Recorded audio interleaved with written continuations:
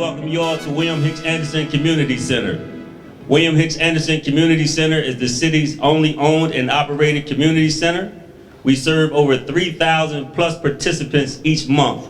And for the last 6 months, we have seen an increase of over 12%. By a show of hands, who is visiting the center for the very first time?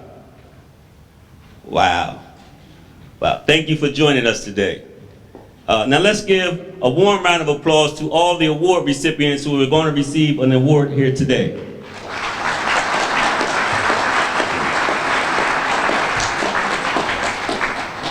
I'd like to give all of you a congratulations, and I would like to give a special shout out to Kevin Smith of Habitat for Humanity.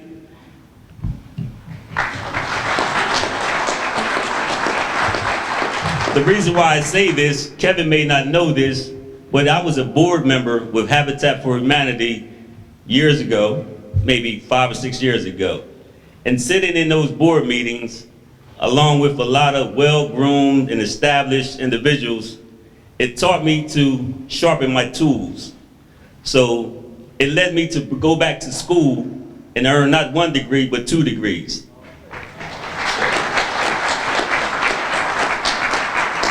So I want to say publicly, Kevin, thank you, and Habitat for Humanity for having such an impact in my life. Yes. I'd also like to extend an invitation to partner with the other organizations here today receiving funds to offer our facility to coordinate, host, and possibly facilitate some of your initiatives that will better improve our community.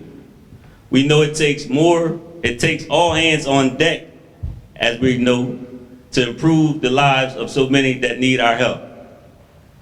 Last but not least, I'd like to say thank you to all of our distinguished leaders here today. Let's give them a round of applause, please.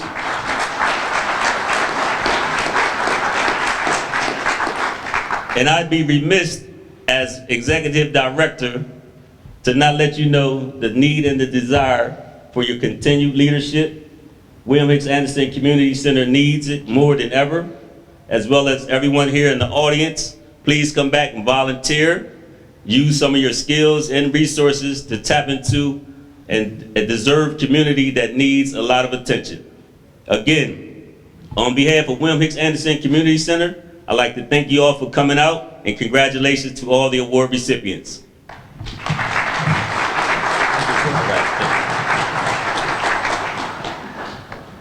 Good afternoon. My name is Addi. I'm the director of Delaware State Housing Authority. And first, I want to thank Mr. Jacobs here for being such a wonderful host and for your great work and your staff work in this community. Let's hear it for them.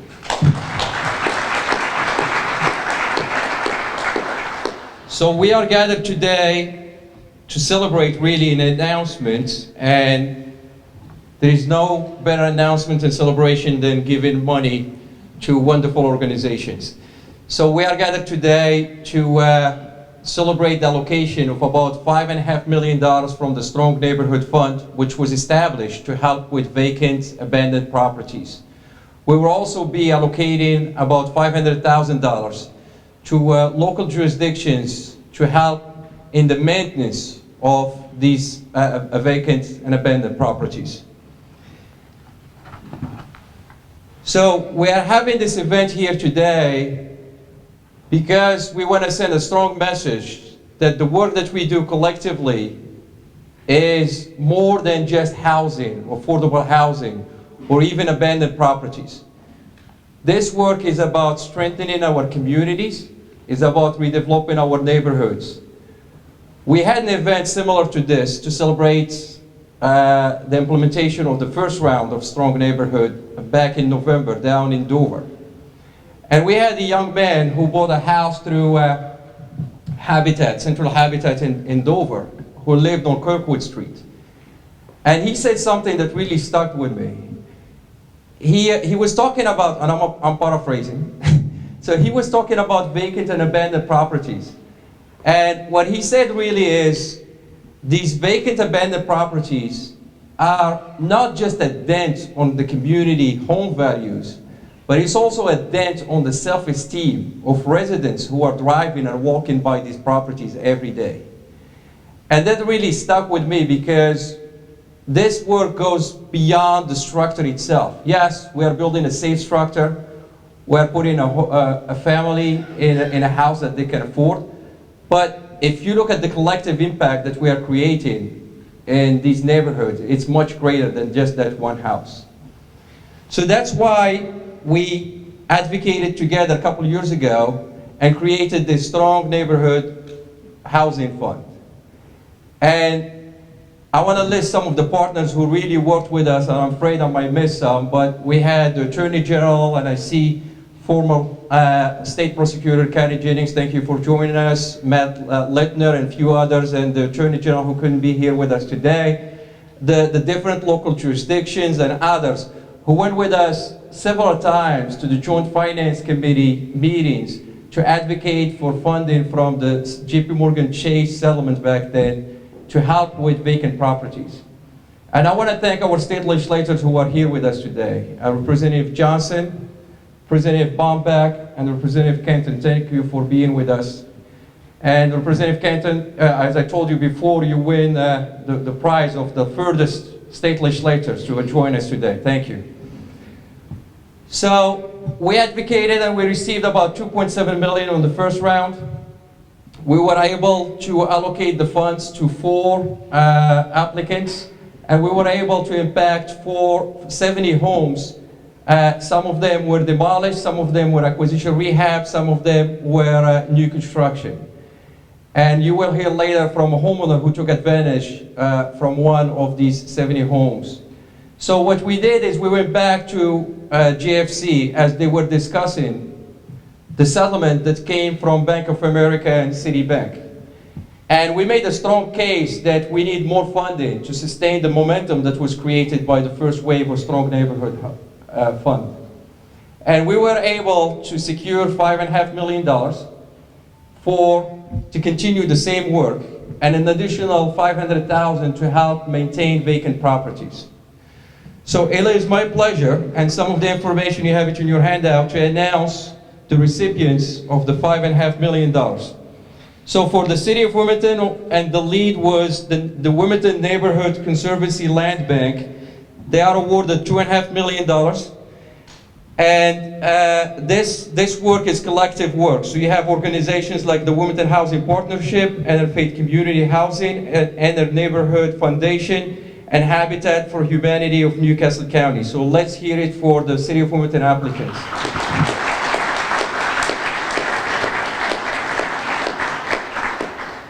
The next one is Newcastle County. Again, the lead is Newcastle County Department of Community Services. It's good to have Marcus Henry, the general manager, and Kerry Casey and others.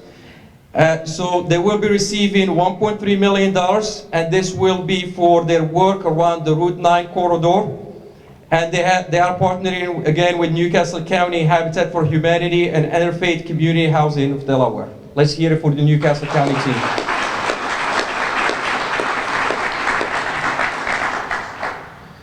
The Dover team was led by Encol Research. They will receive $1 million, and they are partnering with Central Delaware Habitat for Humanity. Congratulations, Dover. Milford will be receiving $500,000. The application was led by Milford Housing Development Corporation, working with the City of Milford and a few other for-profit partners. Let's hear it for Milford. Last but not least, Laurel. The Laurel Redevelopment Corporation led the effort for the application. They will be receiving $500,000, and they are partnering with Sussex County Habitat for Humanity, Milford Housing Development Corporation, and the town of Laurel. Congratulations. And they had actually a good group. What is the Laurel group? There you go.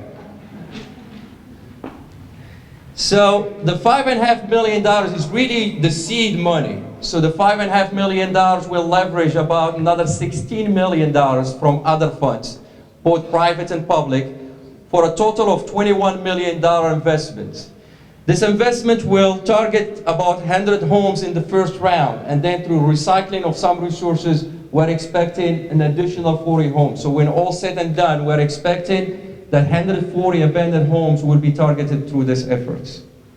So as I said, in addition to the $5.5 million, there is another part of $475,000 that will go to local jurisdiction to help with abandoned foreclosed properties, with $175,000 going to the city of Wilmington, $100,000 to Newcastle County, $100,000 to Kent, and another $100,000 to Sussex County. So, with that said, it is my pleasure to introduce my boss, Governor Carney, who will reflect and share his thoughts on this initiative. Thank you.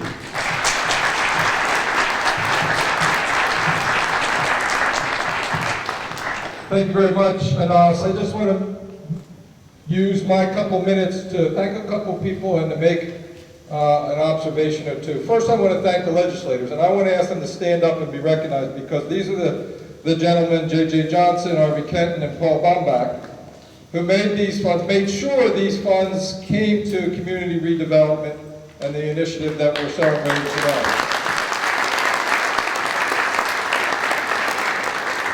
And they were able to do that because of the good work of initially through Attorney General Beau Biden, and then Attorney General Matt Dent, and Kathy, your team at the Attorney General's office, who made these funds available with the settlement. So if we could give them another round of applause. Before this started, I met Ms. Benton right here, who's one of the individual beneficiaries of this program and this work. And it leads me to just one really observation. One of our biggest challenges here in the city of Wilmington and the city and towns across our state, whether it's Laurel or Milford or Dover or Newcastle or here in the city of Wilmington, is to make sure that everybody coming up in those communities has an opportunity to be successful. And that starts with really good quality schools. That starts with good housing opportunities for folks. That starts with a quality of life that everybody enjoys. And the second thing is, we're all in this together. If you look around the room and think about the people who are going to make these housing opportunities available, it takes a lot of us to do it. Even with, in the scheme of things, a relatively small amount of money, and $5.5 million or whatever the total is. So I'm reminded that since we have limited resources, our greatest strength is really the individuals who we help, because they're the ones who move into these homes and strengthen these communities and become good neighbors and all the rest of the things that we expect to get out of this, and then all of us who make it happen. And so for those of you who go to work every day, you should be proud and excited about what you do, because you give that opportunity to somebody like Mrs. Benton. Where's Rashima? And Ms. Rashima here, I don't know if you wanted to be pointed out, but I'm going to point you out anyway. For that individual opportunity. And then their responsibility is to work with all of us to build these communities. So I want to thank everybody in the room, elected officials, people who work for these housing agencies, volunteers with some of the city and town organizations, Anas and your team who went through the evaluation to make these funds available, for the tremendous work that you do.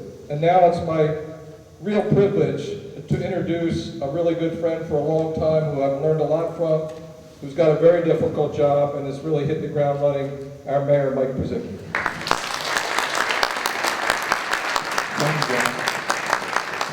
Thank you, John, and welcome all of you to Wilmington and one of our storied community centers right here at Hicks Anderson. Before I start, I want to introduce Baj Turner, who represents this district, and Namdi Chukwosha, whose father is the legendary Hicks Anderson himself. So Namdi has very strong feelings about this. So my impression, I'm going to kind of let you know what I'm thinking about right now. My impression when I first came down here to Hicks was, this isn't right that this beautiful center is in the middle of so much dysfunction. So many neighborhoods that are just not healthy and not well. And when people talk to me about the city's problems, I always say the solutions are not just to send cops all over. The solutions are we have to We have to build neighborhoods and strengthen neighbors. And that's the long-term goal. That's kind of that's the gold standard of everything we do. But we've got short-term things to do as well. So let me just tell you something that I think should make all of you as Delawareans, making that assumption that you are, feel pretty good. This is the second time today that John and I have been together. And we're here talking about housing, and this morning we were talking about our city. But we weren't alone. We had our 2 senators and our congresswoman with us. We were all sitting together trying to solve our problems, which I don't think has always been the case. Friday, Matt and I were together talking about issues, and Kathy Jennings is there, talking about issues between the city and the county and how we can deliver services more efficiently together.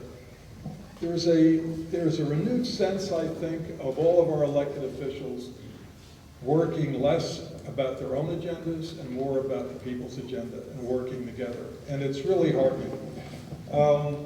Anas, thank you so much once again for what is this incredible bounty for us to be shared. I talked about strengthening neighborhoods. One of the ways we strengthen neighborhoods is we remove the blight that our young children have to walk by every day and who internalize in a way that says we're not very valuable. If they let something like that in our neighborhood, I guess nobody cares for us. We have to remove that blight. We want to rebuild those houses that can be rebuilt and demo the ones that can't be rebuilt. We want to really build this neighborhood. Now I've got to pick a neighborhood soon. I'll announce a neighborhood soon. That's my first neighborhood. I can't announce it today, but I think it's pretty close to right where we are right now. I'm pretty excited about being here, if that gives any hint. But thank you all for being here. Keep supporting us. We're gonna prove that we're gonna do a good job for you. Matt, County Executive. Thank you very much, Mr. Mayor, Mr. Governor. Thank you, everyone, for coming today. There are a few people I want to recognize before I start, and it's very important I start with one person who shortly after I was elected came to me. And what became very clear to me over the course of the past year is that there are a lot of people who care deeply and passionately about something called the Route 9 corridor, an area of Newcastle, Delaware. There are a lot of people, communities, neighborhood associations, individuals, families who care deeply about the Route 9 corridor. There's one person here, I don't know if anybody cares more about Route 9 than this guy. Councilman J Street, will you stand up for a minute?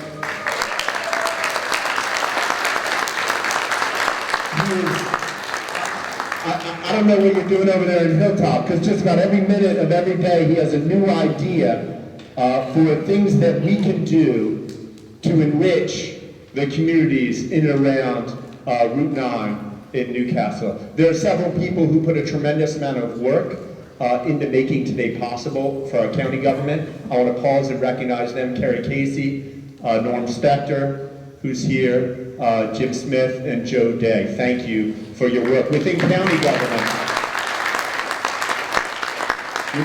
government, this was an effort that took several departments working together, and they did so very collaboratively. We have in Newcastle County, as of today, 1,251 vacant properties. 1,251 vacant properties. I like to say we treat all our people the same, but we don't treat all our vacant properties the same. When vacant properties are focused in one area, if you have an area that just has 1 or 2 vacant properties every 2 or 3 square miles, it's a problem. It's a problem for that neighborhood. If you have a street that has 3 or 4 or 5 vacant properties on that street, it's blight. And it deeply impacts those communities and those neighborhoods. You know, just 3 summers ago, I was teaching summer school, middle school, 7th and 8th graders, math at Prestige Academy. And it ended in the middle of the day, about 12:30. So I drive my students home.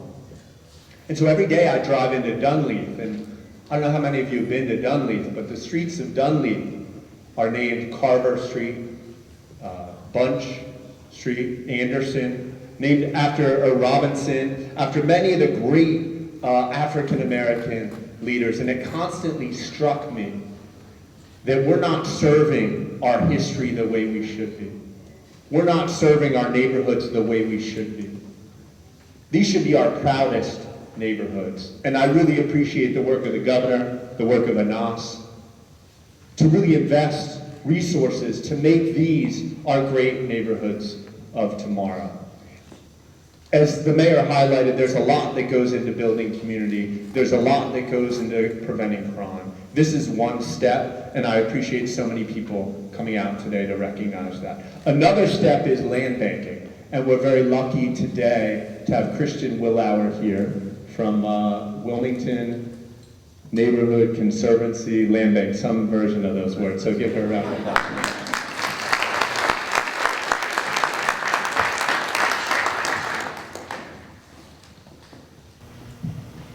So I'm going to do this a little more formally than everybody else, but I wanted to say welcome and thank you for inviting me to speak. And on behalf of the Wilmington Neighborhood Conservancy Land Bank, I'd like to thank DSHA's investment through the Strong Neighborhoods Fund in restoring stability and vitality to neighborhoods across Wilmington, including the West Center City neighborhood where we're gathered today. For too long, residents and communities like this have struggled with increasing numbers of vacant and blighted properties and declining home ownership. It's the kind of problem that can only be addressed through innovation and collaboration, and this is what Delaware does best. In August 2015, the Delaware State Legislature passed landmark legislation enabling local governments to create land banks as a tool to reduce the number of vacant and abandoned properties in their jurisdictions.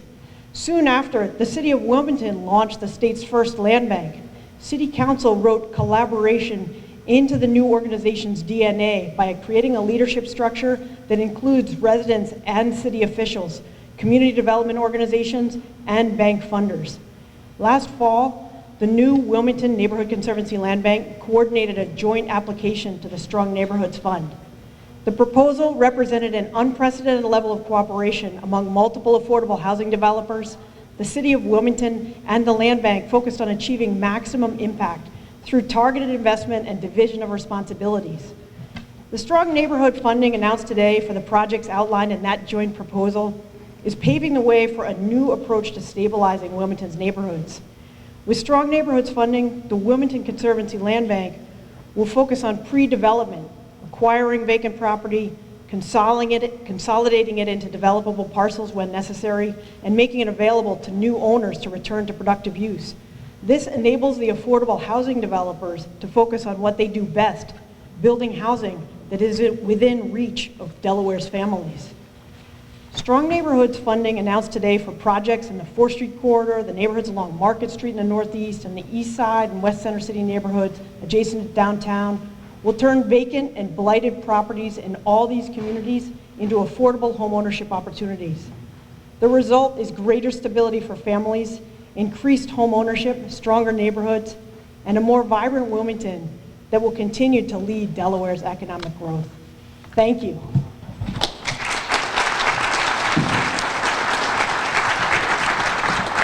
And I'd like to introduce our next speaker, a homeowner, Patricia Benton.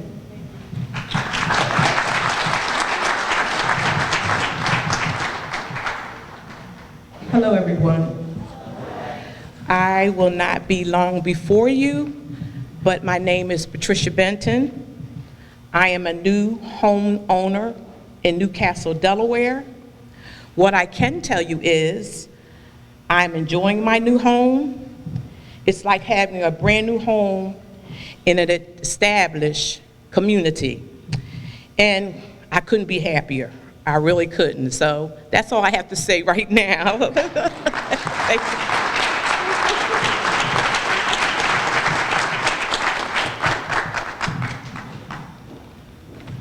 Would you like to share a few words? I don't want to put you in spot like the governor did.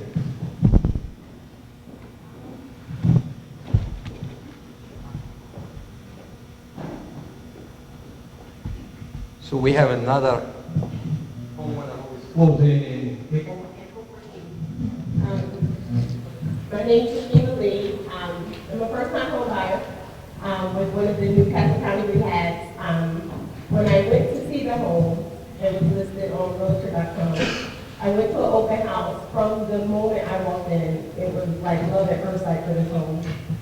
Wasn't sure how it would work out, being that I was a first-time home buyer, but what I will say is I put in an offer the next day. I was called the next day, and I am closing on April 14th. It couldn't be worse.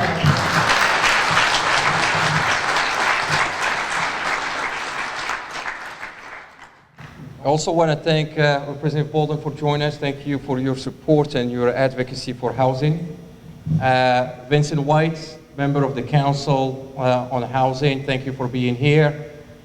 I know there was a lot of work that went into putting this application together and planning, and I see folks like Jeff Ling and Lenny and Steve and Tim Crowby. Can all the participants who had anything to do with putting the plan together and the application either wave or stand up for a minute so we can recognize you? Come on, Jeff.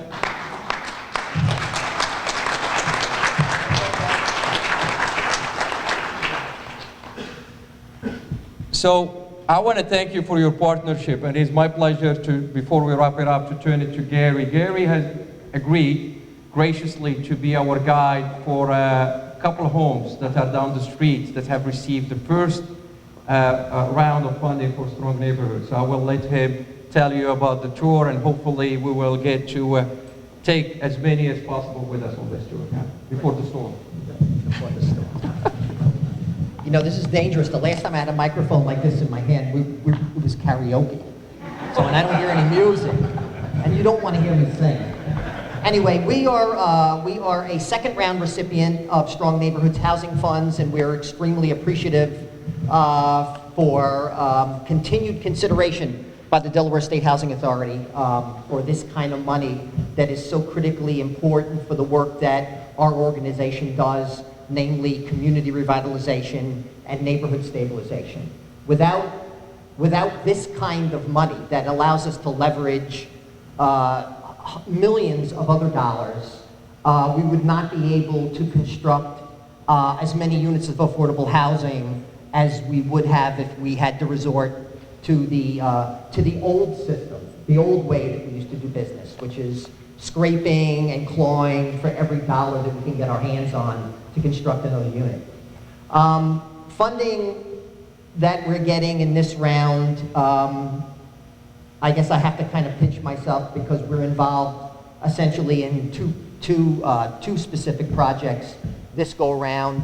Our partnership with Newcastle County government, the work that Interfaith does in Newcastle County, and the work that we've done, the work that we've done over the years would not be possible without the support of Newcastle County government.